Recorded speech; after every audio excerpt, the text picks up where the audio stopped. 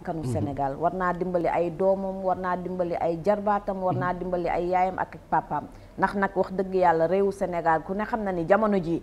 metti na metti goo xamante ni vraiment lu waaye yor rek def na ko ci lu waaye toog père de famille yoo xamante ni da nga leen gis mais vraiment ñoom ñëpp a déprimé wu mu nekk loo xamante ni lu doy waar la courtier yi aussi jàppuñu ci dawaluñu yërmande ñi ngi defee lu leen neex di lekk xaalisu askan wi tamit te wutaluñu leen li nga xamante ni mooy produit bi ñu bëgg. bon Jéeri da nga am loo xam ne da nga ko wax mu am solo. mooy moo boo tëjee c'est-à-dire le mot yërmande. gis nga yërmande dafa doon valeur boo xamante ni nit doomu aadama en tant que doomu aadama. c'est quelque chose qui est humain da nga ko war a am tey. Sénégal fu mu toll bañ jiyee ko ci événement mars yi. dama ne il nous faut ma publier ko des réformes structurelles mais en profondeur. le pourquoi je dis en profondeur politique yi espace politique. espace politique la mais suñ gañee ba pare lépp programme boo xamante ni programme politique la. mi ngi noonu donc mu mel ni mbiru machine la. waaw machine moom yëfi jinne la tubaar fakal la macha allah ak cat tey sama ñaari invité yi xamoon ngeen ni cat dina ci bokk waaye nag dañuy ñaan yàlla rek yàlla nañ yàlla lafal ci cat làkkuñu fa làkk yàggul ci barke Seydouna Mohamed mu mel ni yaa ngi woon ci point bu am solo. point bu ñu doon wax moom mooy. wàllu yërmande. gis nga bañ génnee ci événement mars yi. dafa am loo xam ne dama ko wax il faut que état. mu def des réformes mais des réformes structurelles en profondeur moom mooy dundu sénégalais yi parce que dañoo jugee ci loo xamante ni dafa laal àdduna bi yëpp quoi moom mooy Covid-19 bañ jugee ci Covid-19 ñu ne dañuy def une relance économique c'est très bon pour ñu génnee concept bi wax lu nekk quoi mais gis nga concept yooyu suñ ko waxee ba pare soxna si dafa am loo xam ne dafa interpeller bépp sénégalais ak chaque citoyen du monde moom mooy une conscience collective boo xamante ni c'est purement citoyenne suñ demee ci loolu ba pare taxaw ci da ngay gis ne carrément pour ñu jël les défis yi nga xamante ni moom moo nekk suñu réew pour suñu économie mën a dem dafay yomb bu baax a baax quoi. pourquoi suñ jugee ci crise les grandes nations dañuy redéfinir les priorités du développement économique parce que il faut que ñu xoolaat beneen doxalin.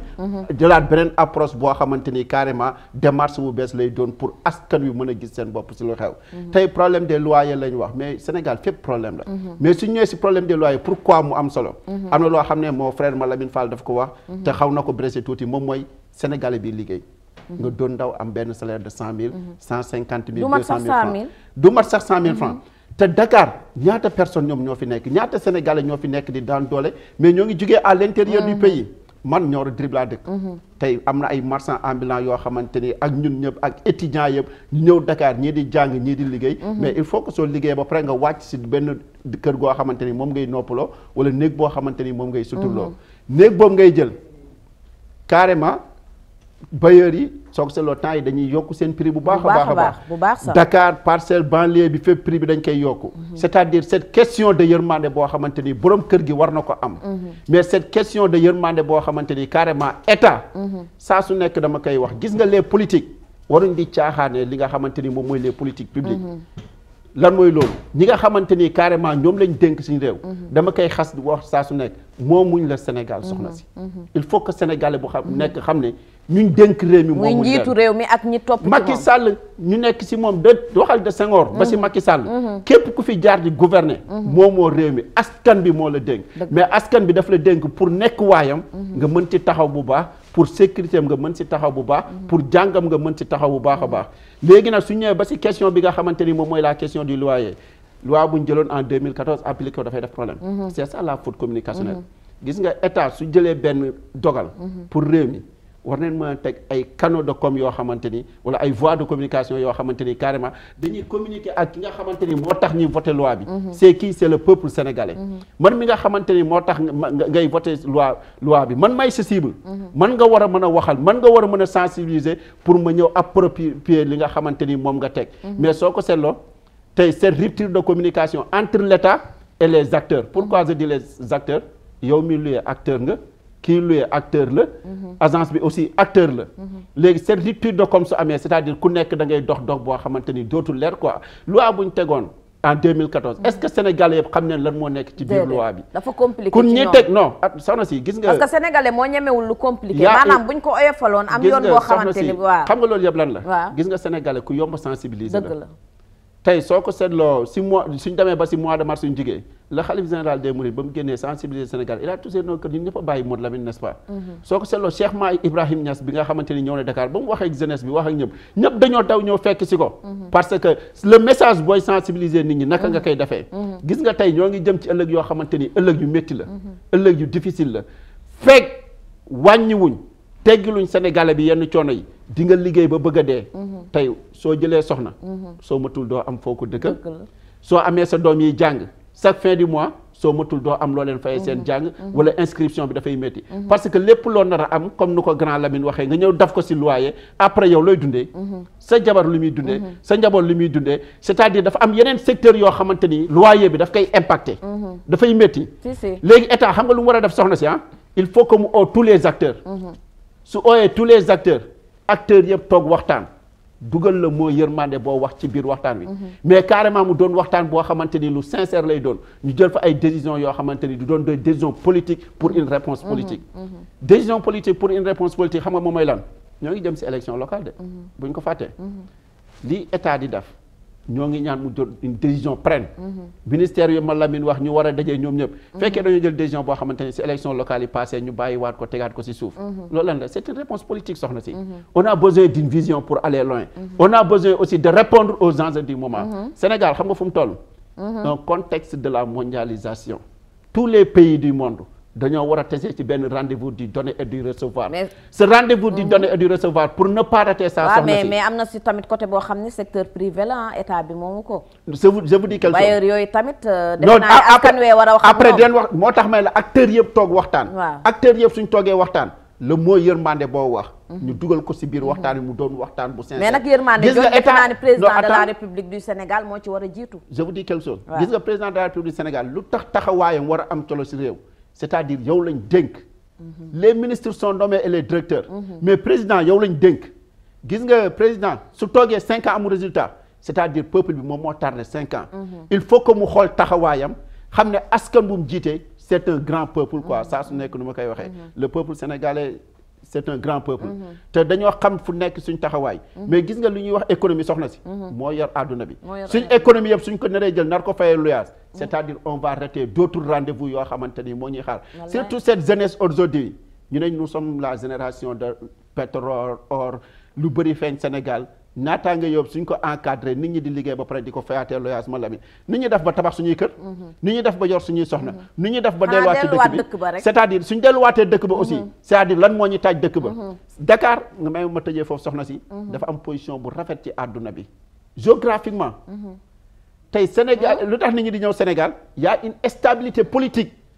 coup d'état amul fii yenn yu bëri amul ci Sénégal terrorisme déggoo ko fi bailleurs yi dañuy bëgg a ñëw investir ci réew mi mais ñooñ suñ ñëwee suñ tabaxul seen kër wala tabaxuñ seen entreprise Malamine dañuy dem luye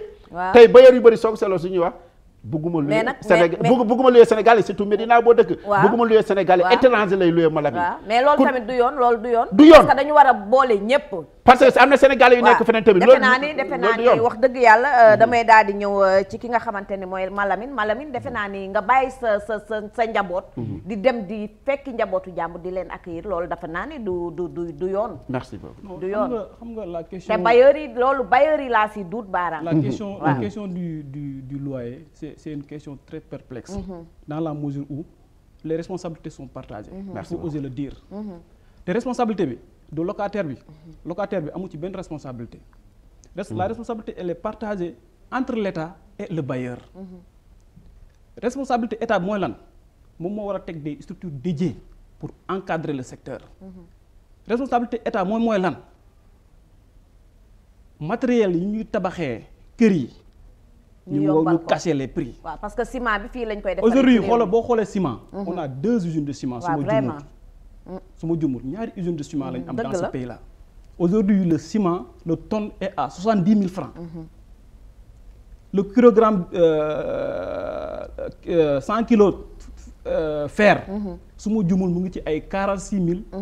jege na daal 50 000 francs xam nga bailleur tamit du débloquer des milliards dugal ko ci matériel tabax këram mu nekk une somme faramineuse boo xam ne d'accord naa foofu mais tamit boo tabaxee ba loué ba am récupéré waat sa xaalis wax dëgg yàlla war ngaa def nag te yàlla tax dama bëgg a situer les responsabilités. waaw ay ca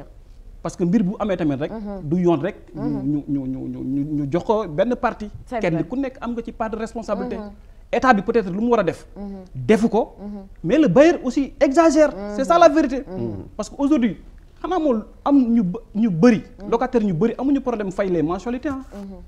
ñu bëri am nañ possibilité fay 50 000 60 000 chaque weer mais la caution qu'on leur impose 4 mois 5 mois am na ñoo xam ne sax ils te demandent des bulletins de léegi salaire dañuy laaj sax bulletin de salaire très bien voilà ñii bailleurs yi dañuy wax ne dañuy jox suñuy locaux des Sénégalais ils préfèrent les étrangers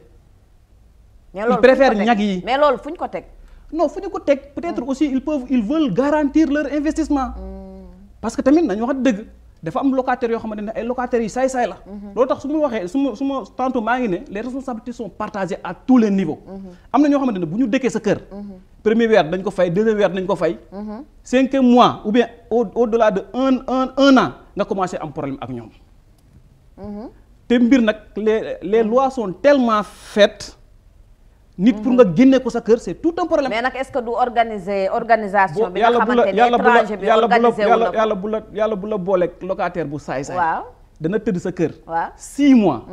1 an ngeen di yéeg ak a wàcc ci tribunal du fay dara. loolu ñun la wala ñeneen ñi. non mais loi bi moo bindee noonu. parce que déjà bu ngeen amee contentieux bu amee diggante le locataire. ak le bailleur rek et l'affaire soit portée devant la juridiction. waaw. le gars il loge dans la maison en attendant que la justice tranche foofu ma Lamine damay dellu ginnaaw tuuti sénégalais bi li muy defar bariwul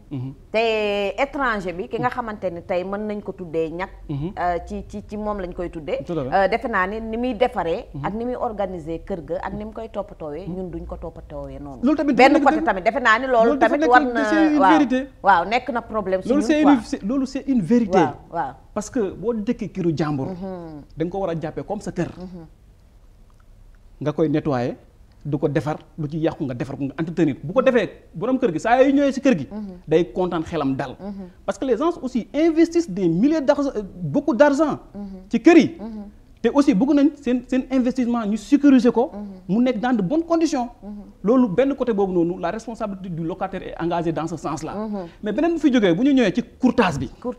ak les cautions te léegi dégg naa jigéen ñi ñi ngi ci xale yi ñi ngi ci mag ñi sax léegi dañu leen a pousse na le te defe naa ni courtage bu njëkkoon mag mi nga xamante ni moo liggéeyoon ba retraité moom moo ko daan def ca grand place secteur boobu ci boppam lañu war a réglementer structurer ko parce que aujourd'hui on ne peut pas comprendre. ñëwal ci naka tous les Sénégalais sont des courtiers. courtier nag du question de location kese la ci jaay terrain jaay oto ay ma kenn xam ñëpp a koy def. même des personnes yoo xamante ne dañoo am sax liggéey. dañuy am seen liggéey yu décent mais ils sont dans le courtage. mais loolu lu ko waral. mais lu ko waral bëgg xaalis bu gaaw ou bien dëkk bi situation yi tamit dafa métti kenn ku ne veut se faire de l'argent mais secteur boobu dañ ko war a organiser.